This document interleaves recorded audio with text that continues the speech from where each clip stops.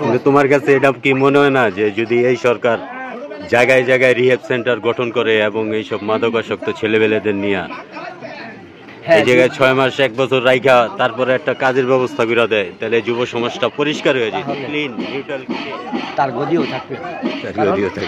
তার কারণ বর্তমান পরিস্থিতিতে কেমন কি মনে হইতেছে তোমার? বর্তমান পরিস্থিতিটা যেমন দেখতেছি না,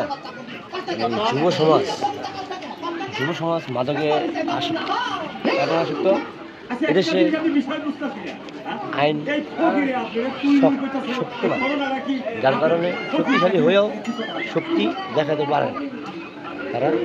সমন্বয়ক সরকারের কি করা উচিত বলে তুমি মনে করো?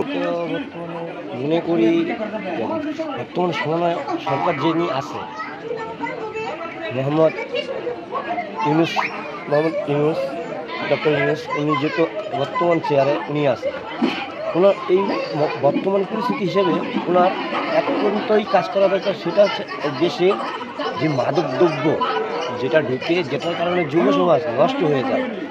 যেমন আমি যেমন নষ্ট হয়েছি, আমার মতো কত মার সন্তান নষ্ট হয়ে গেছে, বুঝছো না?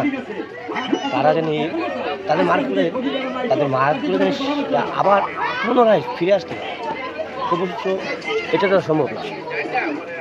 এখন কি করা উচিত বলে মনে করতেছো? আমি তো উচিত মনে করতেছি একটাই, বর্তমানে সরকার যদি চায় তাহলে এটা বন্ধ করা তার কাছে কোনো বিষয় না, সম্ভব, কিন্তু উনি করবে না। কারণ উনি যদি এটা করতে যায় তাহলে তার গদিও থাকবে। তার কারণ সে বড় বড় প্রতাপশালী বড় বিজনেস ম্যাগনেটটা যারা আছে, তারা কম বেশ কিছু লোক হয়তো এর সাথে জড়িত আছে, না হলে এরকম মাদক দ্রব্য আমাদের দেশে ঢোকার মতো শক্তি ছিল না। অনেক গুরুত্বপূর্ণ একটা কথা বলছো ভাই। আর প্লাস আমাদের দেশে গাঁজার চাষ, এটা পূর্বামল থেকে আসছে।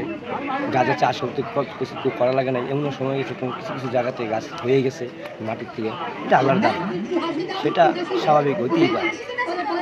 কিন্তু তার সাথে পাশাপাশি আরো যে মাদক দ্রব্য, তোমার কাছে এটা কি মনে হয় না যে যদি এই সরকার জায়গায় জায়গায় রিহ্যাব সেন্টার গঠন করে এবং এইসব মাদকাসক্ত ছেলেবেলেদের নিয়ে এই জায়গায় 6 মাস 1 বছর রাইখা তারপরে একটা কাজের ব্যবস্থা করে দেয়, তাহলে যুব সমাজটা পরিষ্কার হয়ে যেত, ক্লিন নিউট্রাল ক্লিন?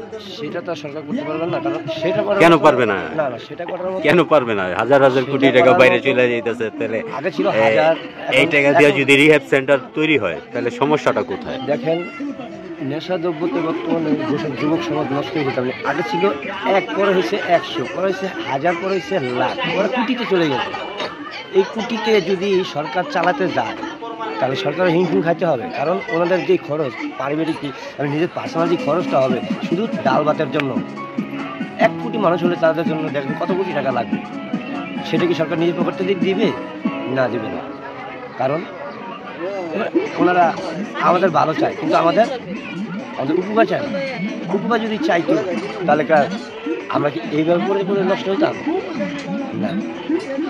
ঠিক আছে ভাইয়া, তোমার মূল্যবান বক্তব্য প্রদান করার জন্য ইনশাল্লাহ এটা জনগণ দেখবে, কিছু মানুষ এলেও দেখবে তোমার এই বক্তব্য।